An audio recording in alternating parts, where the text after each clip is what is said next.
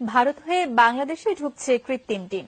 অবিকল ডিমের মতো দেখতে জিনিসটি তৈরি হয় বিভিন্ন রাসায়নিকের মিশ্রণে। খাওয়ার সময় নাকি বোঝার উপায় থাকে না এটা আসল নাকি নকল। যমুনা নিউজের অনুসন্ধানে পাওয়া গেছে এমন ডিমের খোঁজ। আমাদের নিয়মিত আয়োজন আমাদের খাদ্যে আজও থাকছে আখলাকুস সাফার রিপোর্ট।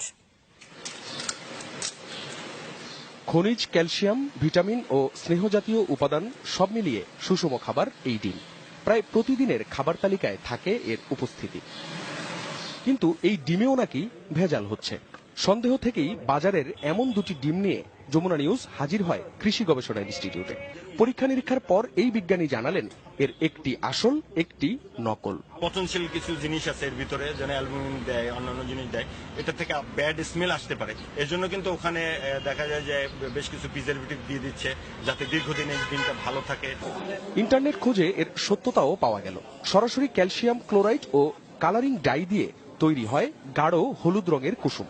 তার উপর পাতলা স্বচ্ছ রাসায়নিকের আবরণ। এরপর আরো কিছু রাসায়নিকের মিশ্রণে তৈরি হচ্ছে ডিমের সাদা অংশটি। ডিমের মধ্যে যে একটা আবরণ থাকে, এই আবরণটাও থাকে এবং তারপরে ক্যালসিয়াম কার্বনেট থেকে এই উপরের এই আস্তরণটা দেয়া হয়, তারপরে উপরে কালার করা হয়। ইভেন এমন করা হয় যে রং করে যে ওর সাথে মুরগির যে মাঝে মধ্যে রক্ত লেগে থাকে বা ময়লা লেগে থাকে সেটাও আসলে ওরা ইম্পোজ করে দেয় আর্টিফিশিয়ালি। এটা নিশ্চয়ই শরীরের জন্য ক্ষতিকর। এটা হয়তো আরো 10 বছর 20 বছর পরে যে এই ক্ষতিটা আমি বুঝতে পারবো। খালি চোখে পার্থক্য বোঝা না গেলেও বাল্বের আলোয় সেই পার্থক্যটি পরিষ্কার। ভেতরটা ঘন কালো আর খোলসটা তুলনামূলক নাজুক। ডিমের পাইকারি বাজারে অনুসন্ধান চালিয়ে পাওয়া গেল সীমান্ত দিয়ে এ ডিম আনা একজনকে। অর্ডার দিয়ে আসে, কেউ ধরে না, কিছু বলে না।